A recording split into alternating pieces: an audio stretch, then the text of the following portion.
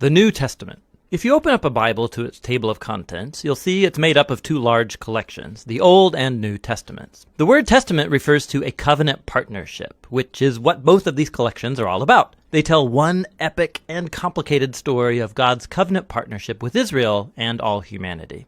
The Old Testament is called Tanakh in Jewish tradition. It's a unified scroll collection of 39 Israelite texts that were over 1,000 years in the making. In contrast, the 27 books of the New Testament all came into existence within 30 to 40 years of each other. They were all written by first-generation followers of Jesus. From an early period, Christian communities began collecting these texts and reading them alongside the Old Testament as one unified story that leads to Jesus. The New Testament begins with 4 narrative books that together are called the Gospel. They tell the story of Jesus of Nazareth's life, death, and resurrection as an announcement of good news. They're followed by a 5th narrative work called Acts of the Apostles. Here, the risen Jesus commissions the apostles, a word that means the sent ones. They're appointed as Jesus' representatives to spread the good news about him throughout the ancient world. After Acts comes a collection of letters from the apostles. These were written to provide teaching and guidance for local communities of Jesus' followers called churches. There are 13 letters connected to the Apostle Paul, and they're not arranged in the order of when they were written, but rather from the longest to the shortest. Then there's the letter to the Hebrews, written by a close but unnamed associate of the apostles. After this are the letters of James, Jude, Peter, and John. 2 were brothers of Jesus, and 2 were among his first followers. The last New Testament book is the Revelation, a letter to 7 churches that reveals a prophetic word of challenge and comfort to all of Jesus' followers. So those are the books of the New Testament, but what are they about? And how do they connect with the Old Testament to make up one unified story? Think of it this way.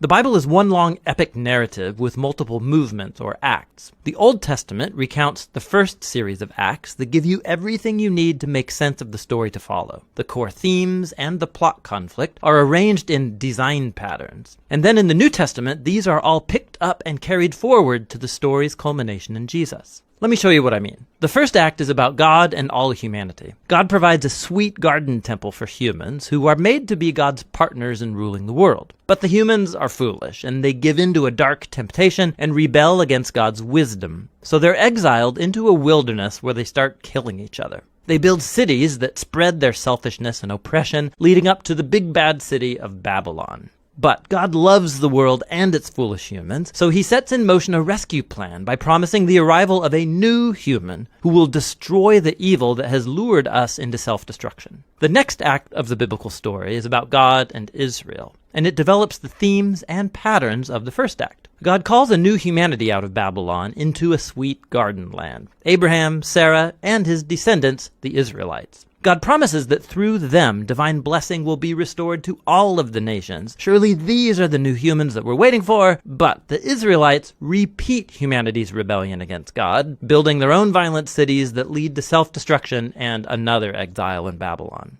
But God sustains his promise that the new human will come from Abraham's lineage. It will be a priest king who will now have to rescue both Israel and humanity from Babylon to restore God's blessing to the world. Now, notice how these 2 acts are designed according to the same pattern. The second act is a longer and more violent version of the first, and together they explore the tragic human condition, but they also highlight God's promise, which is developed more in the next act, the Old Testament prophets and poets. The prophets accused Israel and all nations of their evil, and they announced that one day God himself would arrive to bring the day of the Lord and deliver his world from Babylon. He would do it through a promised royal priest, who's going to suffer like a slave and die for the sins of Israel and all humanity, but then he'll be exalted as king over the nations. He will call others to leave Babylon and join the new covenant people, who will partner with God to rule over a new Jerusalem, that is, over a new creation. And so the Old Testament concludes by anticipating a new act in the story.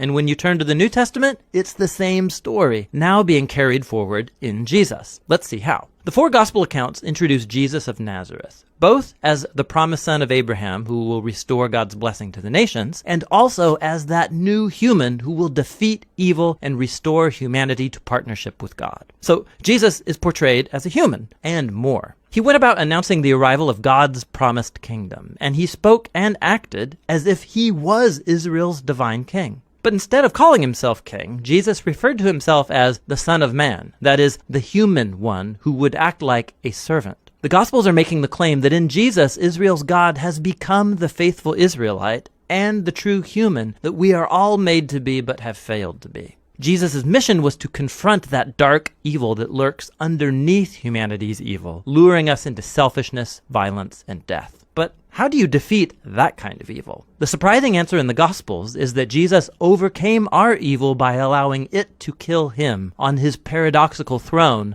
the cross, where Jesus died for humanity's evil and sin. And it's where he lived out what he taught, that nonviolence, forgiveness, and self-giving love are the most powerful things in the universe. And because God's love for his world is stronger than evil or death, Jesus was raised to new life as the prototype of a new humanity, and this brings us to the story of Acts. Through the Spirit, God empowers Jesus' followers to spread the life and love of Jesus out into the world as they invite people to leave their old humanity and join Jesus' multi-ethnic family, the new humanity. This is where the letters from the apostles fit into the story. Here the apostles address early Christian communities, and they show how the good news about the risen King Jesus changed history and should reshape every part of our lives. They also explained the good news by constantly appealing to stories from the Old Testament and the stories of Jesus, showing us how to see our own life stories as part of the epic biblical story. So all humanity is trapped in a Babylonian exile, but Jesus came to create a new home. We're all living in different kinds of Egyptian slavery to selfishness and sin, but Jesus died as the Passover lamb to liberate us into the promised land. Our old humanity is bound for the dust of death, but Jesus' resurrection opened up a new future for a new humanity. We live here in the current evil age, but through Jesus and the Spirit, a new creation has burst open here and now. And this leads us to the book of Revelation, where the whole biblical story comes together in powerful symbolism and imagery.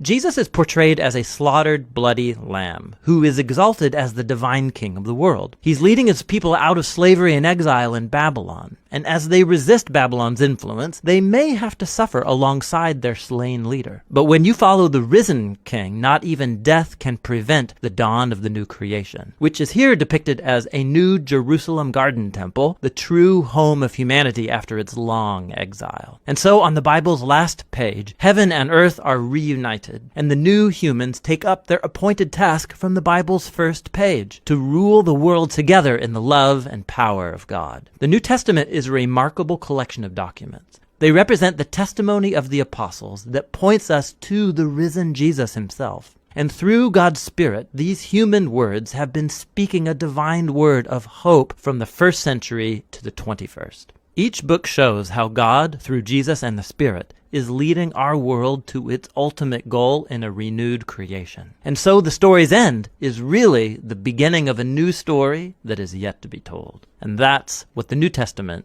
is all about.